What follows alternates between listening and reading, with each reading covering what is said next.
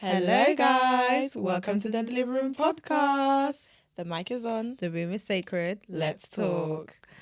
Welcome back, guys, to another episode of The Delivery Room. Yes. How are you today?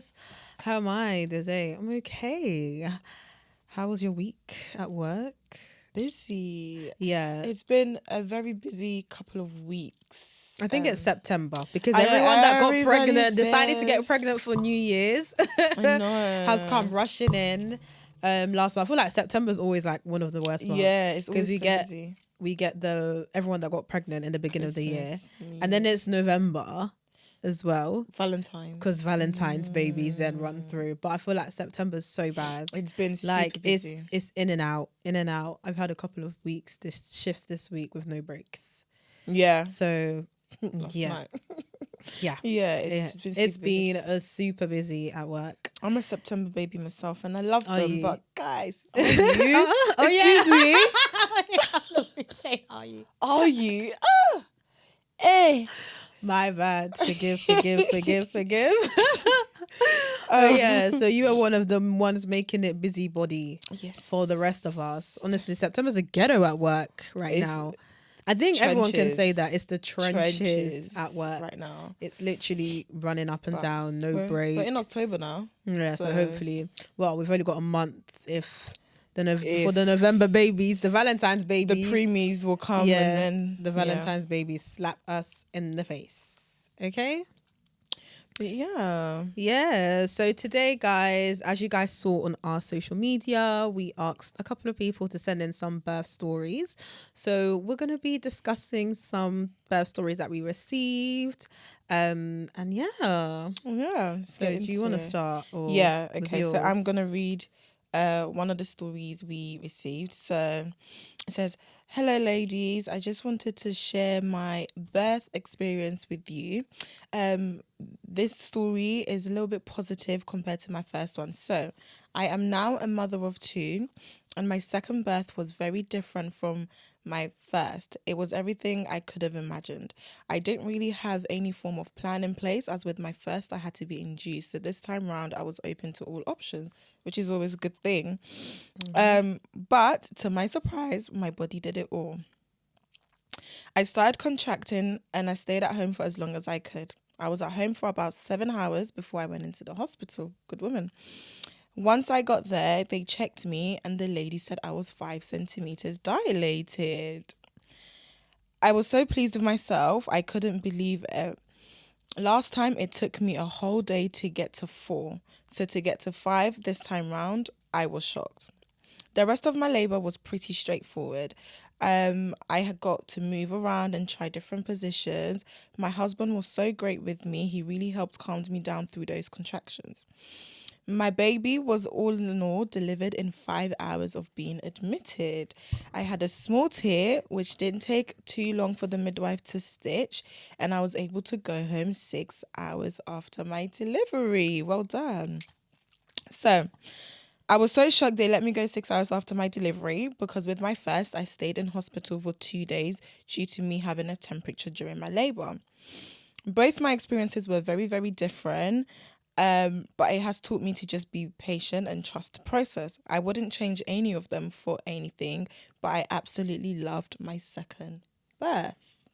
I love that. Really well. That's textbook. That's like a textbook delivery. I really love that. for Yeah, her. well done. Well done. That you are my inspiration. Yeah, Because that's what I need wanna to be. Yeah. Come in, You be are at my least more than inspiration. halfway, push my baby out and go home And go 6 home. hours later. You are literally my That inspiration. is amazing. Yeah, that you is so sweet girl. good. I think also when she said I wouldn't change any of my experiences. I love that. I love that because we say it all the time, and one thing we've come to learn is no birth is the same. Like every delivery is very different, and I think for her to understand and appreciate that both were so different, but in the end you got there, I think that's really good. So Yeah. well done to you for doing Yeah, that. And that is good. yeah. Yeah. Anything you want to add? Yeah, honestly, no, just what you were saying, like every pregnancy is different. And it's just a reminder that, you know what, you might have had a bad experience in your first pregnancy, second pregnancy, but it doesn't mean that that's the same. I think it's so important that she didn't carry maybe any trauma that she might have had from an Exactly. induction, because we do know inductions can be quite harsh, can be quite traumatizing for some Yeah, and it people, just takes because of the days. timing and because it takes days. And the fact that she was able to like put that out of her mind and just, you know, treat this pregnancy like completely new as it is, Yeah. and just get on with it. Yeah. Yeah. Honestly, well done. I hope you're So, enjoying your babies. yes. Thank you for sharing Thank you for sharing this with us. This is good. It was a good start to it. Yeah. Yeah. Do you want to share another one? Yeah, so let me go and share the one I have. So, hey guys, I'm a first time mum. I used to feel bad about how my delivery went, but I just thank God I have a healthy baby. With mine, I started contracting at home and it wasn't long before they became regular. I came to the hospital and was told to go back home because I was only 1 centimetre dilated. I was disheartened by this, but felt the midwives were mocking me for only being 1 centimetre and appearing to be in so much pain. I returned home and not even an hour in, my waters broke. They were a yellowish colour that I was told to look out for, so I returned to the hospital. They then told me I needed to be on labour ward because my baby has done a poo. I was attached to the monitor and not long after I was rushed into theatre as baby's heart rate had dropped. I felt so bad. I really did not want a C-section. I planned to have a water birth and just feel I wasn't handled with much care or debriefed enough about what happened. A lot of it is still a blur. I still question whether I was treated accordingly today. So that's a little bit different from the one we've heard. Firstly, can I just say sorry that you Yeah, felt like you were being apologies. mocked, for being in pain, and that's something we speak about. Like, pain is pain, and no one can tell you what you're feeling. Like, I can never say to a woman, "You're only 1 centimeter. You shouldn't be in this pain." much pain. Yeah, really and truly, we can't feel what you're feeling, and everyone's pain tolerance is very different. So, sorry. We apologize on behalf of the healthcare system, yeah, the NHS, that you felt like you were being mocked by that, because at the that's end not it's what no, what we stand for at all. I think our job is to care. exactly. That's the heart of our job, is to care, and is imperative that we care about every stage, no matter what stage you are in labour, pregnancy, postnatal. It's imperative that we show care in every aspect, and we individualize everyone's care, because like I said, some people at 1 centimetre are breathing through everything, and some people at 1 centimetre are screaming and shouting, which is absolutely fine, because everyone's pain tolerance is different. It's very different, yeah. It's different. And contractions could potentially, I don't know, because I've never had a baby, but contractions could potentially feel different for everybody. Exactly. You know, no one can jump into another woman's body and experience what they've experienced, and no one can jump into theirs and say, this is what their contracts are. I feel like it feels different for everybody.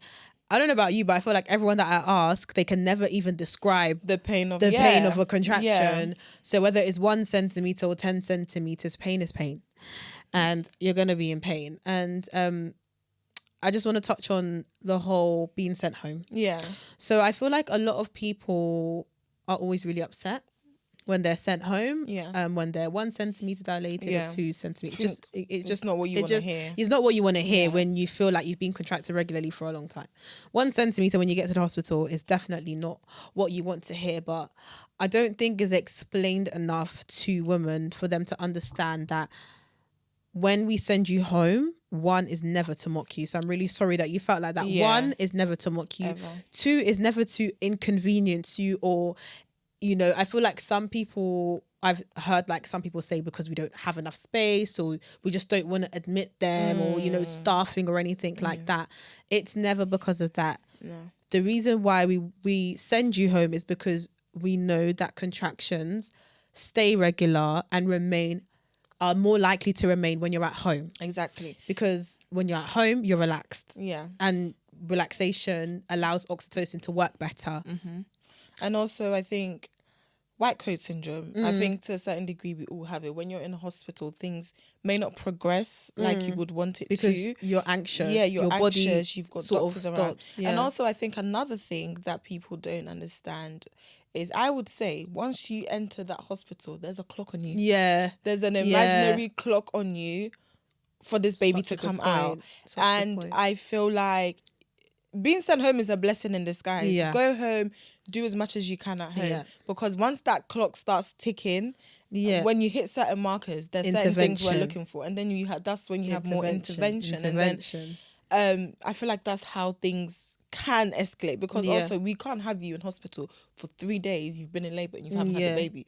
We're going to Because have to do something. Yeah, because it can get dangerous for both you and baby. We're gonna have to do something. But I feel like if you manage your contractions at home for 6 long as you hours, 10 can. hours, you come in, your body's been relaxed, you've done the hard bit of that labor, like softening your cervix and that at home. Once you get to us, things can progress a lot quicker. Yeah. So I feel like, although like you said, it's disheartening and you might feel like you're being mocked, it's never to do that. But keep in mind that it's once you enter that those doors, once you're admitted, there's a clock on you. Like there's actually a clock. And I just feel like it's not explained. Like that's not explained enough. And obviously, me personally, I've never worked in triage as a qualified midwife, so I don't know exactly how detailed the discharge talk is when you're discharged from triage to go back home. But I think it's so important for women to know that we are not sending you home to be mean. We're not sending you home because we don't want you here, for example. We're sending you home because we want to give you the best chance of having a birth where there's zero interventions. Minimal. I think apart from women that obviously electively choose to have a cesarean, want to come in and have a smooth labor. And obviously we also want the same for you as well. Like, trust me, I hate intervention. Like, Same. I hate intervention. I'd rather literally be hands off. And just which is why I love birth centers so much. I love being hands off. Like, I will not put a CTG on if I don't have to. Label or not. There's no need to. So I just feel like, obviously, in that sense, my girlies, my woman, please stay home as long as you can. Obviously, according to your pain tolerance. If you genuinely feel like, you need to come in, you need that pain relief, then come in and do so. But if you can fathom going back home for another couple of hours, trust me, it's in your best interest to do so. In your best interest to do so. Totally agree. I totally agree. And then obviously her going home and seeing yellowish liquor. So obviously that is a sign of something that we call meconium stained liquor, which is essentially when your baby does a poo. Inside you. Obviously this warrants you to obviously definitely come back to an hospital. So well done for looking out for that. That was, that's what you need to look out for when your waters do go. You need to look at the colour. So coming back was definitely like the right thing to do and the right decision to do. So baby does a poo in you, then that sort of moves you from low risk all the way to high risk. Just because there's a risk of baby swallowing the meconium, which can then lead to baby then losing oxygen because unable to circulate oxygen as they normally would. Lung issues can lead to them needing aspiration upon delivery and literally further more problems. So it's always imperative that as soon as you come in, no matter if you're 1, 2, 3, 4, 5, whatever, you come in and we put you on the monitoring. Monitoring, which is when you have one sort of sonicate to monitor baby's heart rate, and then you have another appliance that basically monitors uterine activity, which is what we call a CTG trace. Obviously, with a lot of mech babies, it's not actually like a lot of mech babies come out absolutely fine. Let's just put that out there. A lot of babies that do a poo do actually come out fine. It's just a matter of monitoring the baby safely and making sure that any signs of distress are picked up right away. I was gonna say, I think a lot of them come out fine because we're so on the monitoring of it. So although a lot of babies come out fine, it doesn't take away like the risk and stuff. So like let your midwives monitor you and stuff like that, because that is how we identify and try to solve it before it gets to a stage where we have to do all these interventions to baby. But but you are obviously, there's a low threshold. There's a very low threshold for expediting delivery when it comes to meconium. Just because of the further problems it can cause, there's always a very low threshold. So obviously we don't want you to feel rushed. And then she said obviously she was rushed into cesarean because baby's heart rate dropped. I think with certain situations, like we said in labour, I think we spoke about this in our labour and delivery, that baby's heart rates will drop in labour and can drop because literally they're being squashed in this tiny place, constantly being squashed every 2 to 3 minutes. Yeah. If I pinched you every 2 to 3 minutes, you wouldn't like it. You wouldn't like it. And it's like they're sort of running a marathon in there as well. It's like being on a treadmill. If you are constantly running on a treadmill, what's going to happen? You're going to end up collapsing. You're going to be... Your heart rate... You're going to end up collapsing. You're going to be tired. You're going to be tired, which is essentially what happens. And mums. Yeah. And mums too. It's a journey. It's a journey. It's a marathon. So... yes, baby's heart rate drops. I think in this sense, obviously, I'd like to have your CTG in front of me to really determine be able to see exactly whether, we had to rush the theatre. But I don't think they would rush you in for no reason. I think the issue that we have sometimes, which is, again, sometimes uncontrollable, is that sometimes we don't stop and just talk to our ladies. Agreed. And you know what? Sometimes it is really difficult. Yeah. Because all you're thinking about is, I need to get this baby out safely, and I need to make sure this mum who's carried her baby for 9 months, who's gone through this pain, gets to see her baby alive. That is always the first thing on your mind. And I think sometimes we do get a little bit carried away with that thought, that we do sometimes forget to debrief, and we do sometimes forget to be like, this is why we're doing this. Let's just take a moment. So for me, I would agree if it was necessary to go into cesarean, just because, and again, like we spoke about last time, preventative actions, because we would rather your baby come out happy, than come out unalive, for example. So sometimes we do take our preventative measures to just be like, okay, you know what, at least we got this baby out safely. We don't, I don't know. I don't necessarily throw around cesareans anyways. So if you're recommended to have a cesarean, there's always going to be good reason a reason behind it. And we'd hate to see a baby come out, because I've seen mech babies come out absolutely terrible. Yeah. And I've seen some mech babies come out absolutely fine. Yeah. But we can't measure that, because again, it's all happening inside. We can't see. A scan is not going to tell us anything. No. Even the CTG only tells us a little bit. Yeah, the CTG doesn't give us the whole picture. It's just signs. There's no confirmation. No, because also, like, if your baby has aspirated meconium but just did not show signs until they're struggling, we only pick up from that point. It's I think it's a hard one, like the balance of it, like you said. And I think sometimes they can aspirate on the way out too. Yeah. So and I think that's when it happens most. Yeah. Because they're stressed the most. They're stressed the most. So sometimes it happens on the way out. So we can't always tell just by a CTG trace if baby's actually aspirated any meconium. So we might have all these gadgets and all these cool things, but they don't give the whole picture, which is why sometimes we just make the decision to expedite delivery, so we can just make sure at least that you're both okay. You're both okay. Yeah. We intervened at good time. Obviously, I hate any woman to have a terrible experience, because we want you to come in, have your baby, and be happy you came in and had your baby. Yeah. We don't want anyone coming in and thinking, I'm never having a baby again. No. We want you to come back. You keep us in a job. You keep us in a job. We want you to come back.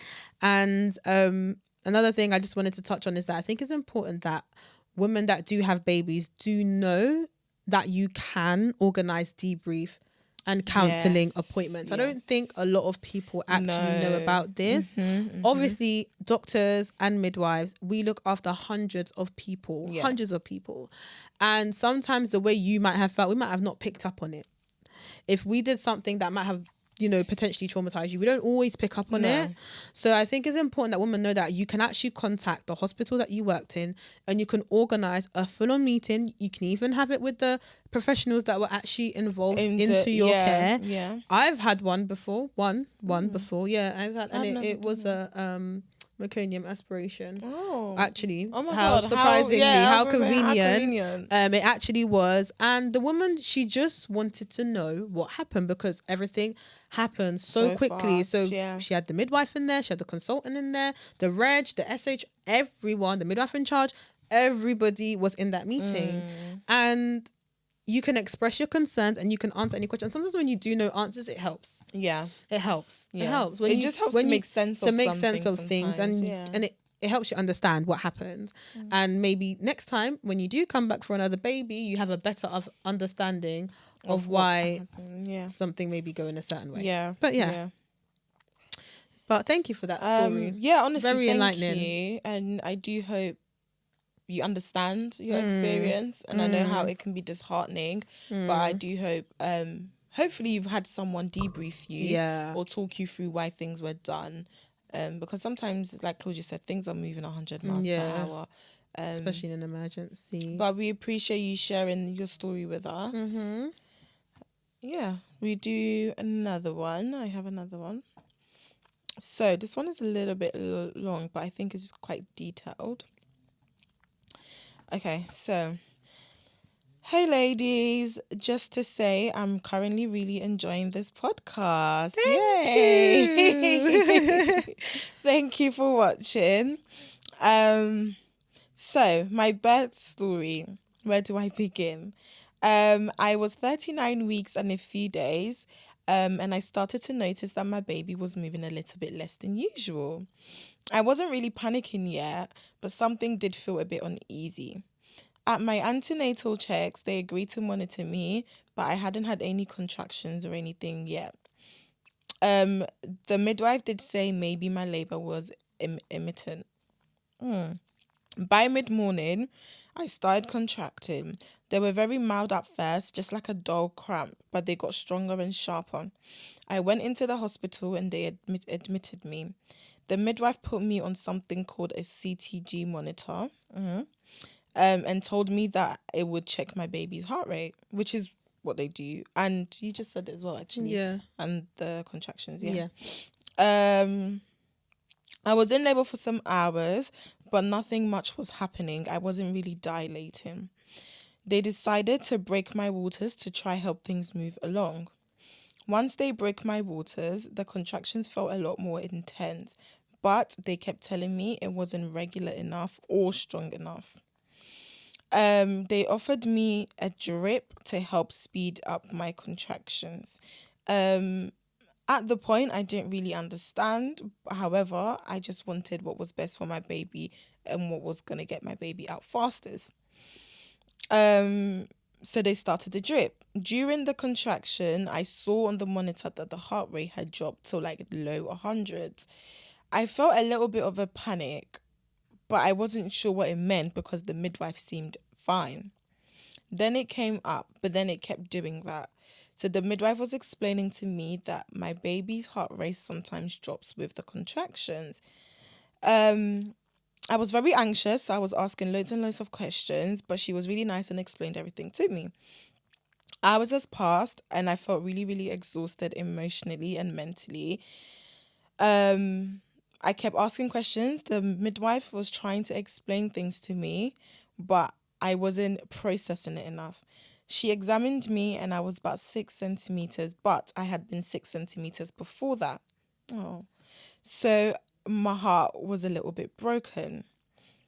She then went on to explain that they were seeing signs of distress in my baby as the heart rate kept dropping, like I saw before. She didn't use the words urgent or emergency, but when the doctors came in, the way they were speaking to me, I felt like they wanted me to say I wanted a C-section. They were trying to explain my options to me, but I felt like I was being forced to have a C-section without being told to have a C-section. At the end, the doctor said, "This is what I recommend, but it's up to you." Although he said that, I still felt like I had to have a C-section. So I agreed because I just wanted what was safe for my baby, and then they prepped me. Like I said, no one said it was urgent or an emergency, but as soon as I had agreed to doing it, everything was moving a lot faster.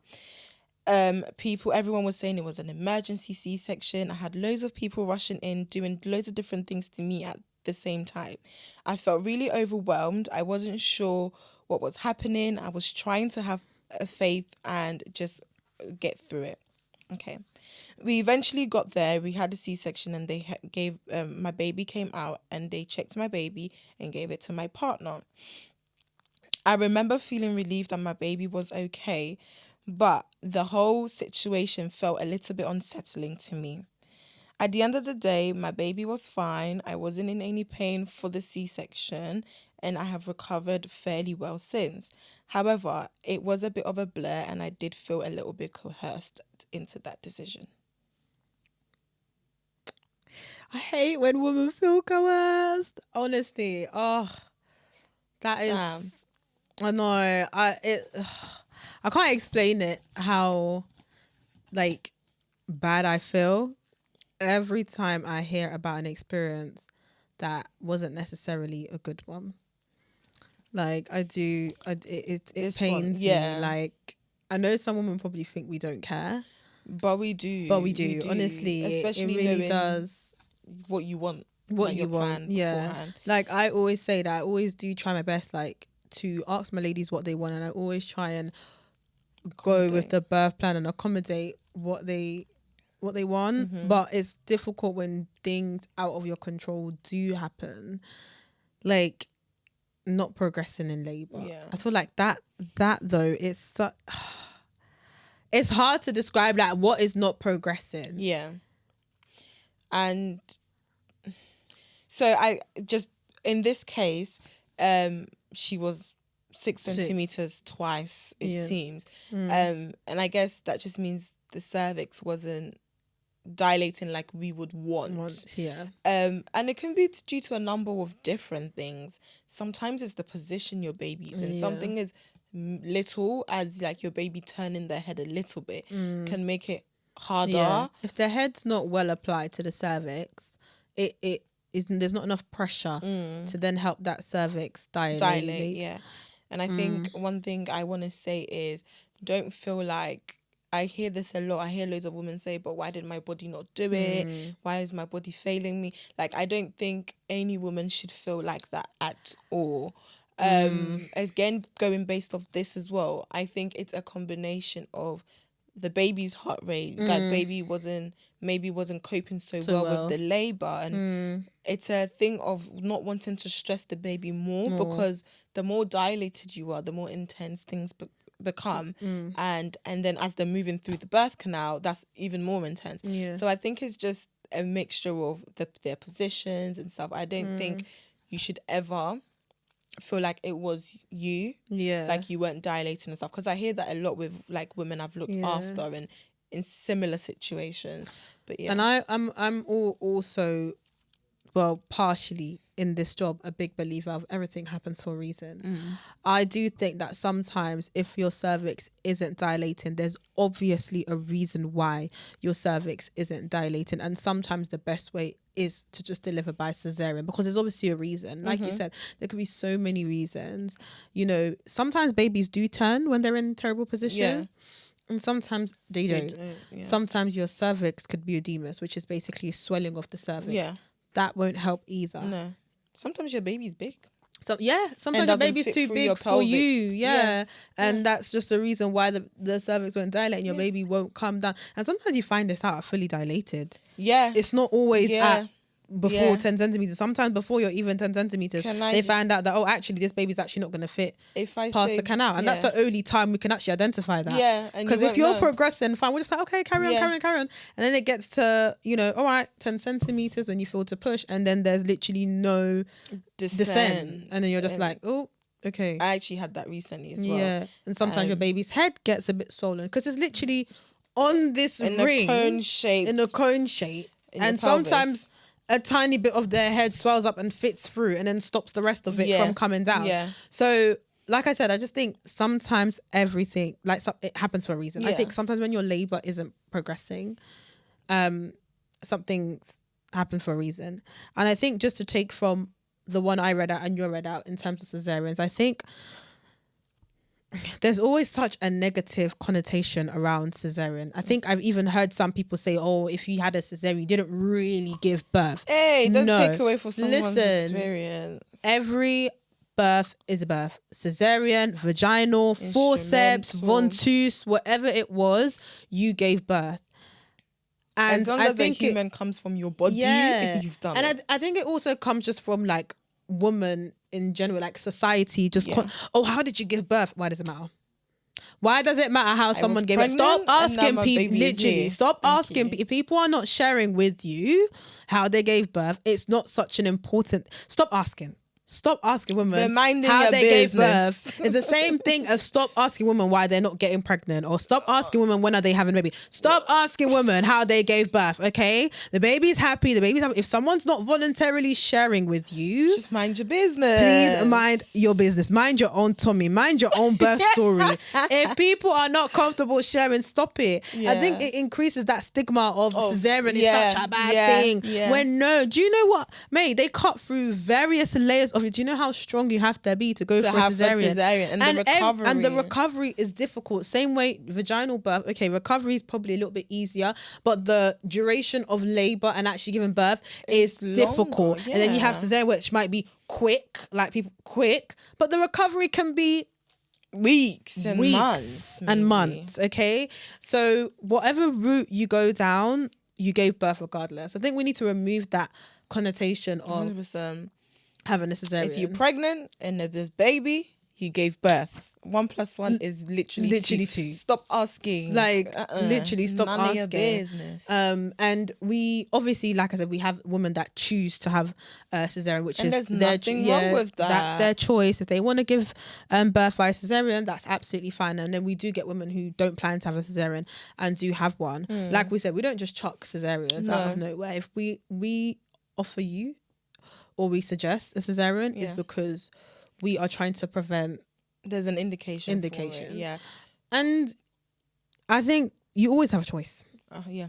All we do is give you informed choice, that we make sure you understand any potential risks that might occur if you do say no to the cesarean. But I feel like sometimes when they do hear the risk, it's like, oh, I'm being coerced. And I think also, just to add, in the state of the moment where everyone comes in and you have someone reading at you, I mean, someone putting a cannula in, exactly, someone getting the someone putting a wristband, open your mouth wide, and literally, like I think it's a lot. So I think that's how you can sometimes feel like you're being coerced. You are being told the information, but I think when you've got 5 things happening to you at the same time, and you're probably panicking inside, thinking, "Oh my God, I have to go for cesarean." But also take a minute to pause. Like say, if you need a minute, can I ask you a question? Can you stop for a minute? Can I? Like, I have situations where we've said this, and situations where, quite frankly, you can look at the CTG and be like, this baby needs to come out now. But the mum has said, I need a minute. Can you guys step out? And we've literally left the room, been outside, and like they'll talk about it and then they'll call us in. And I think you're so in your rights to do that. Yeah, you are. It's emergency so or not. It's so like, valid. I know it's difficult probably at a time where sometimes we are like, okay, this baby needs to come out now. And sometimes women do feel like, okay, I can't ask a question now because I need to prioritize. But it's like, even like when you get on the table, like, I know obviously it might not be the best time, but if you have a minute, like whilst they're even, you can talk. You can ask, okay, why do you think this happened? Obviously, doctors will obviously be busy doing this, but your midwife will always be there. Call over your midwife. Okay, you know, things happen quite quickly. I just want to know what happened. Like, and even the anaesthetists are quite good with like sharing information of like the stages of the cesarean section and stuff like that. There's always someone around for you to speak to. Don't feel like you can't or you have to wait till later, because later those same people might not be on shift anymore, and then you don't get that debrief that you may need. But like we said, even if you feel like you couldn't ask at the time, you always have the option after delivery to call the trust that you delivered at and say, listen, I want to organise a debrief and counselling appointment to speak about what happened during my birth. And you can do that. You have the option. You definitely have the option. And also you have access to like medical records for like 25 years or something like that. So you can always request your notes. Do that, your and birth then notes. go through it just to see But yeah, I'm glad that you and your baby are safe. That's the most I'm important sorry thing. that you felt rushed in the moment or coerced into that decision. I would say if ever this happens again, just ask the questions and take a minute for yourself. But I hope you are enjoying your little baby. one now, and I hope that memory's far Far distant, distant. far away. In a good way. Yeah, in a good In way. a good way. But 'Cause yeah, it is really difficult. it is. I really it hate is. that word, coercion. It makes me feel like a criminal. Like, Yeah, it's not coerced. Oh yeah, like, Oh it makes me feel no. like a criminal. I always try my best to try and Yeah. talk, but sometimes, hey, when we're in emergency, yeah, and you got two lives in your hands, like, hey, You're very tunnel the vision pressure, on just the getting tunnel them mum vision, safe and making baby sure you safe. got, and sometimes, yeah, especially when you're going for cesarean, yeah, let me chat to the theatre staff sometime, yeah.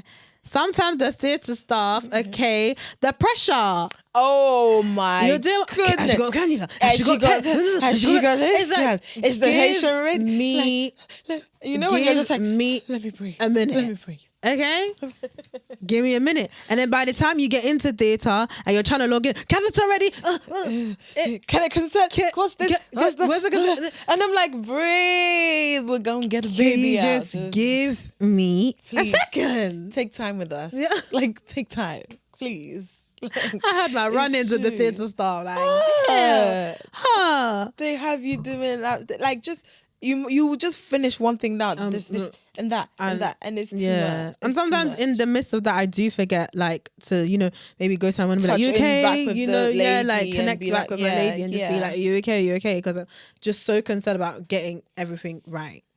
Yeah, no. Okay, I have a question for you actually. Going back to what we said about cesareans, like elective cesareans. Do you think you will ever have an elective cesarean? There has to be a good reason. Okay. I think, obviously, if I had placenta previa. Yes. yeah. That's not really a choice. Yeah, so breast placenta previa is basically when your placenta is basically covering your cervix. So essentially your baby can't get through. So, and there's that I wouldn't recommend you to try because there's that risk of bleeding, abruption. So yeah, it's already quite risky when you have placenta previa already. So I wouldn't further that risk at all. Not that you really have a choice anyways, because there's no So other that might way. be the one time you don't have a choice. Yeah, but- that might be one of the one times you don't have a choice. But yeah, so placenta previa, obviously. I think I'll just have to have a reason. Like, I don't think I'm the type to wake up as a midwife and just be like, I'm gonna have a cesarean. So essentially you will never have an elective. It No. would have to be like an emergency. Yeah, I think cesarean. there'd have to be very, very, very good reason for me to have a cesarean. Like, even if I had an emergency cesarean, I'd try VBAC.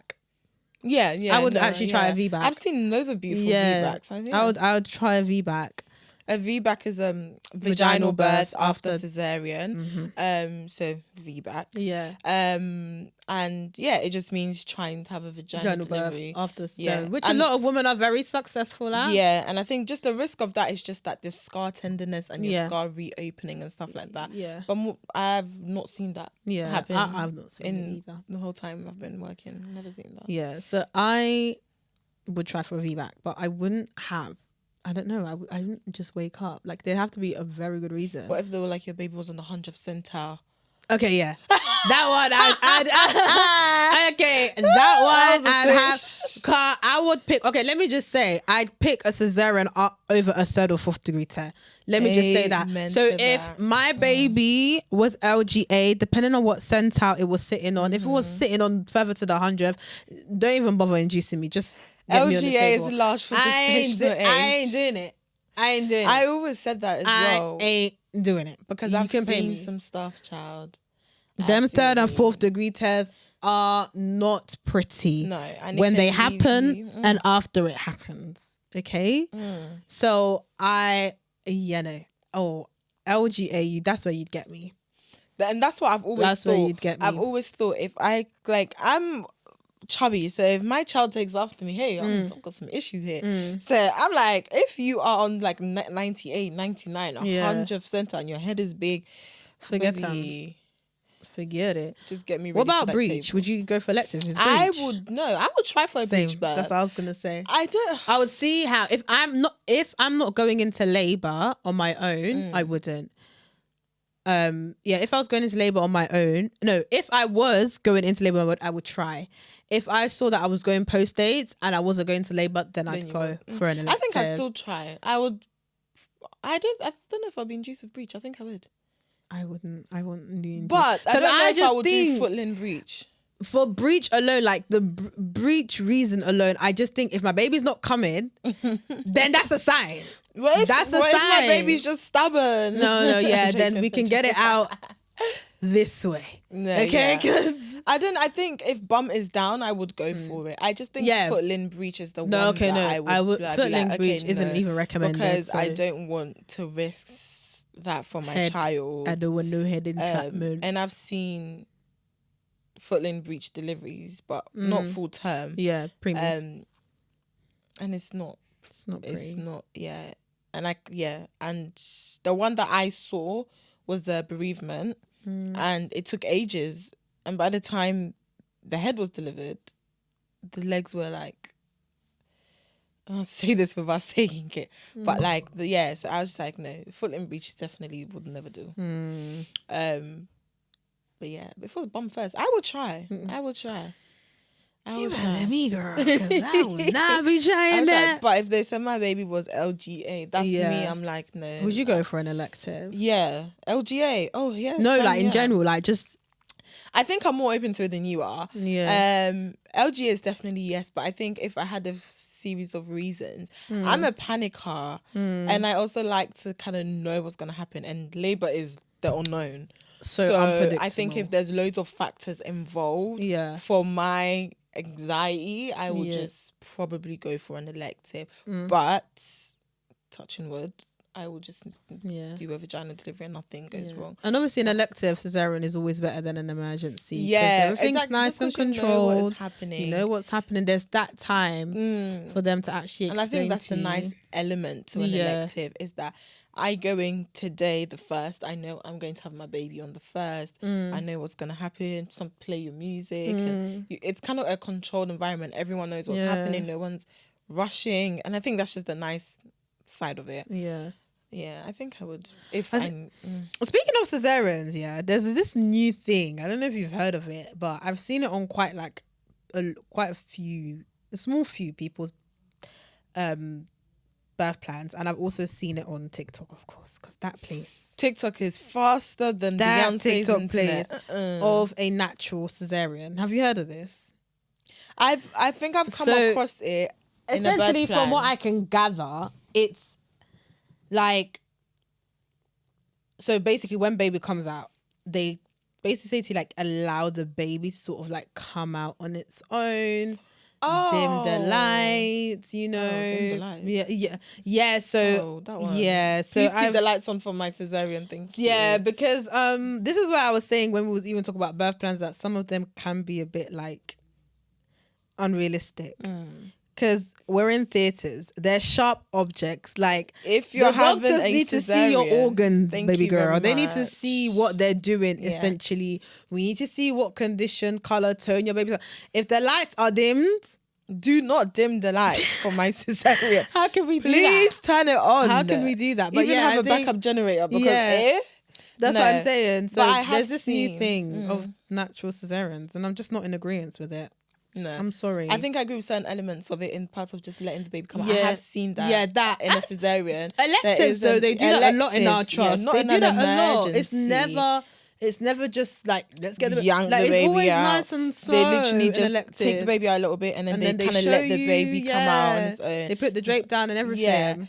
Yeah. In an emergency, I don't think anyone should be asking the doctors to dim the lights in an emergency cesarean. Baby girl, please, you want to be safe. And I don't think anyone would agree. And if someone did agree, you need to question them because we need those bright lights to see. Yeah. Because if that was the case, do it in the room then. Yeah, literally.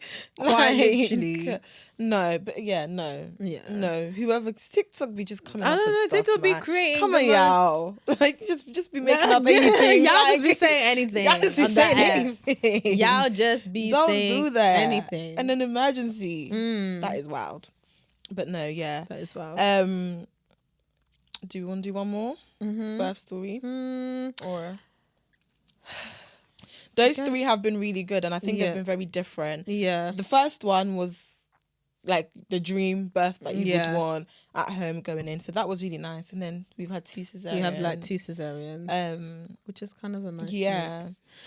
I mean, we can talk about like ventouse or like a forceps delivery, just because those two we didn't read upon. So there's not just vaginal delivery and cesarean. I mean, obviously, I think when you antenatally though, I don't know how much information they're given antenatally. I'll be so real. I don't think much I will be is given. so real because I've had really clueless ladies that just have no idea. Obviously, I know there's a limit. I think the appointment's 20 minutes. It's supposed to be 20 minutes, but it's not Bible. Like, if you want to go, like, I done clinic before, and I have had ladies that come in and out. 10 minutes they want to be out. They don't have questions today. And then I have ladies that have questions, and I'm with them for 45 minutes. Like, you shouldn't feel rushed at your appointment. Yeah, I think at your appointments, ask any questions. But I think obviously a lot of midwives just go like book based, so it's like 20 minutes because they want to again fit everybody in and obviously go home at a reasonable time. But I don't know how much information is given antenatally, but we do have forceps and we have kiwi deliveries as well. Kiwi or ventouse we call it. Forceps, I'm sorry, am I allowed to say my opinion? I would have a cesarean over forceps. I hear. If they tell me, okay, actually, no, let me alter that. If my baby is not spines, forget it. Then okay, if my baby is not, that. Let me translate it for like the non-midwives. If my baby isn't at a low station of my birth canal, forget it. Okay, forceps. Whoever created that, what was going through? What was she going? Said, I got a word to have with you. They were angry. Whoever created forceps, was angry. Damn. It's so brutal. It is brutal. It is, and just thinking about it now. I'm sorry. It is brutal. That's just my opinion. I always describe it to them as like the salad forks. Yeah, like, and then it's like clamp. I just. Yeah. Like, I'm sorry. It's not gentle. I think I'd pick a cesarean over that. Like, unless you can tell me, because I know obviously we have like trial forceps. Yeah. So we always have like trial forceps when we take you to theatre, when they're basically like not sure. Like they can say maybe the baby. I think for me, if we're gonna trial, forget just it. elective. Yeah, just because you're not confident that this baby obviously is coming. I know that obviously having a cesarean at fully dilated does have a lot of risks to it, aka miscarriage in your next pregnancy or potentially having a preterm baby. I'm sorry, I might have to take that because the forceps, I can't. And like these babies get a headache, you know. They be acting like the babies ain't human too. No, you know some babies that have a forceps, like as soon as you hold them, they're screaming. They are crying. Imagine someone clamping up your head and just dragging you. No. Forceps deliveries, no. It's really sad what we do to these. No, I wouldn't do it. Kiwi, go on. Give me a kiwi. You could do it. Give me a kiwi. Because kiwi really nice is always done, And sometimes they do just use the kiwi. I love when they just bring the kiwi just to bring the baby down. Low, and then they let it go. That I love. Those are good kiwis. That's what I love about a kiwi. Because the kiwi, you'd only do it when the baby's head is low very enough. low. Oh, did we explain what a kiwi was? No, I think it's a little cup. Is literally a tiny little cup that goes onto the baby's head, and as the lady you push the doctors pull. And the idea of it is just to give you the extra force to get baby a little bit lower, because sometimes baby's just sitting above your vagina and you just need it to just come into your vaginal And it just gives you that self-hand. And like Claudia said, sometimes they just pull it so that it's sitting in your vagina. Yeah. And then they just let you push that baby out. But yeah, I love a good kiwi because sometimes mums are tired and they need a little hand. And it but helps. this is not too invasive. Yeah, it's not just as invasive as a little bit. Have It's something just against a forceps. little bit just to get that baby out. But Yeah. I would do a kiwi. I wouldn't mind. Yeah. The only thing I My hate head. is What? the appease. The appease. I But mean, you don't I'd have to rather have a big appease, appease. yeah. You don't have to have a like. Sometimes it's just a tiny. Yeah, I would rather have an appease than a third or fourth degree test. Let me just put that out there. But yeah, kiwi I'd prefer over the other. The forceps delivery. Yeah. But forceps has worked great for some people. Yeah, and it does. sometimes it is the best choice When it's in in that the moment. It's just in our opinion. It's just my preference. just my personal preference. But we've obviously seen cases where it's worked brilliantly for the women. And some babies come out and they're fine. Some babies fine. Not so much, but some is a bit more of a struggle. Yeah. But no. It's crazy, all of these things, like you definitely don't know enough about it antenatally. Because if I was someone that never knew anything about pregnancy, wouldn't have a clue. I not have no clue. And sometimes, to be honest, like even if antenatally, really and truly speaking, if we did sit down and explain all these things, who's gonna remember?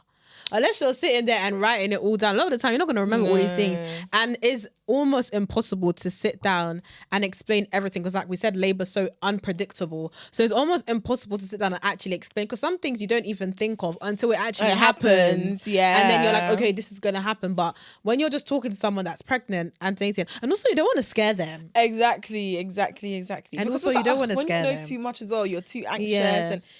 Yeah, guys, it's just finding balance. Yeah, you just gotta find the balance. The important thing is obviously, like we always say, ask. If you've seen something, you've read something, you want to know about something, ask. What does TFL say? See it, say it, saw it. So literally just ask. Yeah, no. But yeah, no. I think that brings us to the end of this session. Yes, so that brings us to the end of this episode. We hope you guys, as always, have enjoyed it and are enjoying all our previous episodes as well. And carry on following us on all our social medias. And if you still want to send your stories, please do keep sending your birth stories, guys, because we're gonna keep discussing them in further episodes. If you want your birth story to be discussed, all birth stories are anonymous. We won't be saying your name nor your details. So if you are happy to share your birth stories with us, share with us. Make sure you do so. Thank you so much. Bye.